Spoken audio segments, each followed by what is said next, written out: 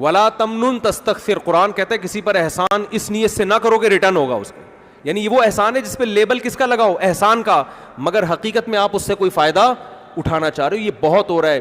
بعض دفعہ کوئی سیاسی لیڈر مجھ سے پوچھتے ہیں کہ ہم لوگ یہ کرتے ہیں وہ کرتے ہیں، اور ہم جو ہے نا کسی کو جاب دلانی ہوتی ہے ہم نے، تو جس نے ہمیں ووٹ دیا ہوتا ہے ہم اس کو جاب دلا دیتے ہیں.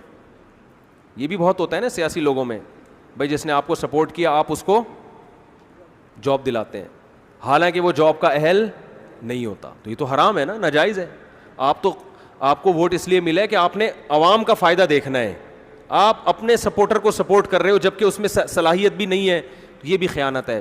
تو یہ خیانتیں ہول سیل کے حساب سے مارکیٹ میں ہو رہی ہیں. وہی بات ہے، ایک فیصلہ کرو کہ یا تو آخرت ہے یا نہیں ہے. اگر آخرت نہیں ہے نا تو جتنی کرپشن کر رہے ہو نا اس سے ڈبل کرو، پھر کچھ کر کے جاؤ نا دنیا میں. جب ہے ہی یہ دنیا اور اس کے بعد کچھ ہے ہی نہیں تو پھر مزے اڑاؤ نا. پھر کیا نماز، کیا روزہ، کیا ابا کیا اماں، پھر گورے کی طرح ابا کو اولڈ ہوم میں جمع کراؤ یار، خامخواہ کہ ابا کھانسیں گے، کورونا پھیلے گا اور کچھ بھی نہیں ہوگا.